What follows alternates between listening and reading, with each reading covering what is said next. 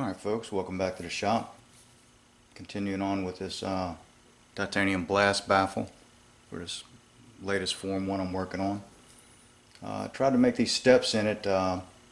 First one approximately a ½ inch, then down 150 thousandths, over 3, down 150, over 3, and so on until it came on out. And then to hollow out the inside, basically just use the DRO to map those same distances, using a bore and bar on the inside, which wasn't too bad, but I got to tell you, drilling through this stuff is incredibly hard. It'll lead up some drills. Once again, from what I learned, is keep it kind of slow, and once you get a chip coming off of it, stay into it. Just to show you what my plan is for this particular suppressor, this is another tube here that I've taken apart. The way it normally works is you've got end cap and a stack of baffles stacked up in there, along with a blast baffle. And then to keep it all compressed, I use a spacer and then a final spacer just to get the distance worked out, and then an end cap screwed onto that, and that compresses the whole stack and keeps it nice and tight. Now what I want to do with this particular suppressor build, I want to take all of this out and have just a very long blast chamber. I don't know whether it's going to work or not, or be any quieter, but hopefully we'll have a nice long blast chamber. So the problem that introduced was, making a spacer to come up with that inside. This is stainless, pretty hard to turn, and plus I don't have any of that size. So you'll see on the film, I took some stainless welding wire and just kind of made a spring, made it for a spacer. So we'll have a look and see how I did that. So anyhow, hope to have some tests shortly on how this actually works. We use the old string tied around the trigger trick. Alright, so here we go. Alright folks, so what I've got here is a piece of 1-inch aluminum in the lathe, and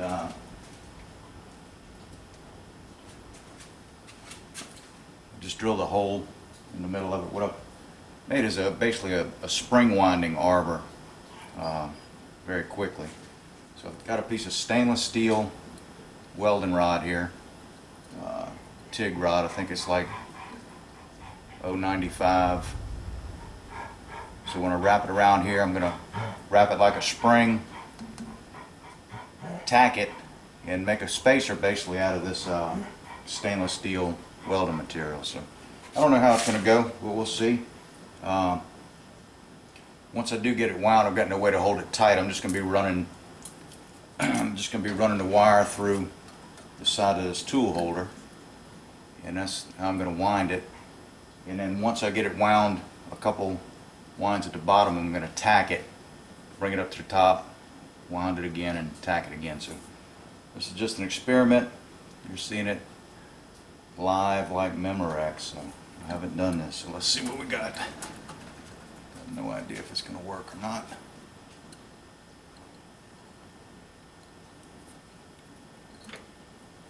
Alright, it's not quite all the way through there, which is about what I want.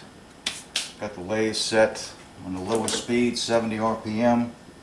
Foot on the brake. And so let's see what happens here.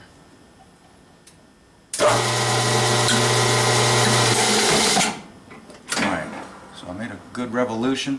I'm going to go ahead and get a tack right there to hold it where it'll hold in that at that size. So let me get set up. I don't recommend welding on your lathe. You don't want any power going through your bearings. But a man's got to do what a man's got to do.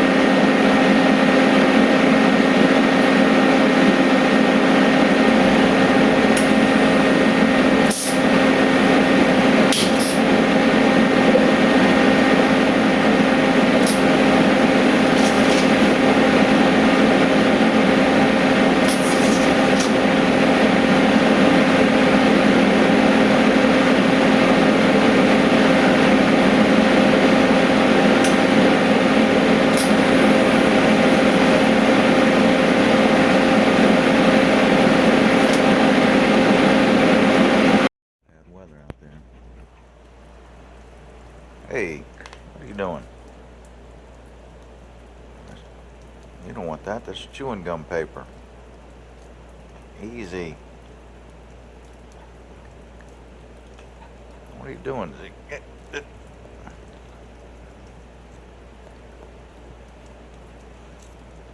Are you eating that? You swallowing it? What are you doing?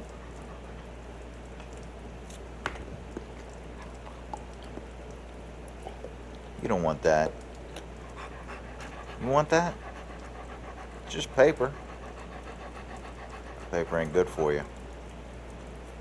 You sure? You're a crazy dog. All gone. Now what? What now?